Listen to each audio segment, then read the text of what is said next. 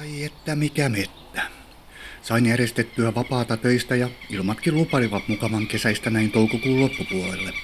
Pitkään odottamani yhden yön metallinetsintä ja telttailuviikonloppu, jota olin suunnitellut alkukeväästä lähtien, oli vihdoin koittanut.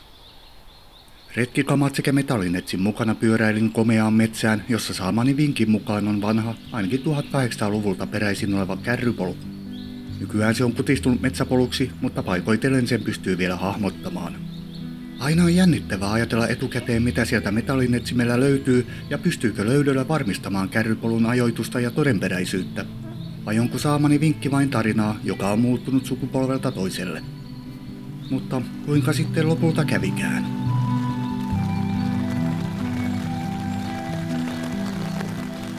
No, heti paikan päälle päästyäni alkoi sataa vettä ja ukkostaa, koko ilta meni sateen ropistessa ja ukkosen jyrinää kuunnellessa. Joten en päässytkään etsimään metallinetsimellä vasta kuin loppuillasta, jolloin sade vihdoin lokkasi. Mutta valtava määrä hyttysiä pakotti minut palamaan nopeasti takaisin telttaan. 2 rautasignaalia ehdin silti kaivaa ja katsotaan niitä nyt. Tämä rautaesine, joka löytyy polun vierestä, on varmasti monelle tuttu mummon mökeistä tai vanhoista taloista. Kyseessä on siis ikkunan tuulihaka eli sormihaka, jolla ikkuna saatiin tuuletusasentoon. Aivan ehjä tämä ei ole, mutta aika erikoinen löytö metsän keskeltä. Ehkä siellä lähettyvillä on ollut joskus jokin rakennus. Aika paljon polun ulkopuolelta löytyy vanhalta haiskahtava puukonterä kiven vierestä, jossa on aikoinaan ollut varmasti hyvä istua ja levähtää metsäretkillä. Ihan tavallisesta morasta ei kuitenkaan ole kyse, sillä terän hamarapuoli on epätavallisen paksu, noin 6 milliä paksuimmasta kohtaa.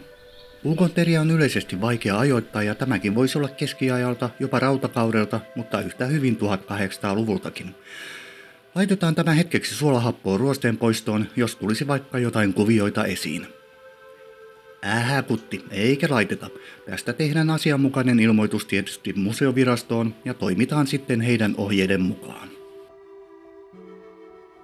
No joo, ihan kohtalainen alku, mutta onneksi minulla oli vielä seuraava päivä aikaa.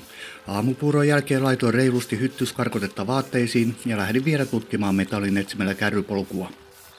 Hyttyset pääsivät kuitenkin välittömästi niskan päälle ja pakenin nopeasti takaisin teltan suojiin. Lisäksi alkoi sataa jälleen vettä, joten tämä reissu meni suurimmaksi osaksi teltassa oleskeluun. Vaikka polku jäikin käytännössä tutkimatta, reissu oli silti hieno ja retkipaikkakin upea. Tänne voi aina palata uudestaan ja varmaan palankin selvittämään kärrypolun kätkemät salaisuudet.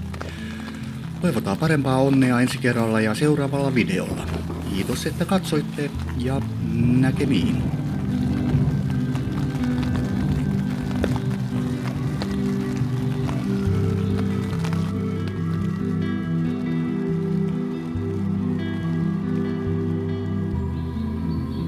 Hyvänä pintalöytönä oli tämä todennäköisesti kanahaukan sulka. Itse haukka tarkkaili minua herkemättä koko reissun ajan, koska sen pesä oli siinä telttapaikkani lähellä. Vähän harmitti kyllä häiritä sen pesimärauhaa, mutta toivottavasti en ollut liikaa haitaksi. Itseni puolesta oli kuitenkin mukava kuunnella sen huutoja ja seurata sen touhuja.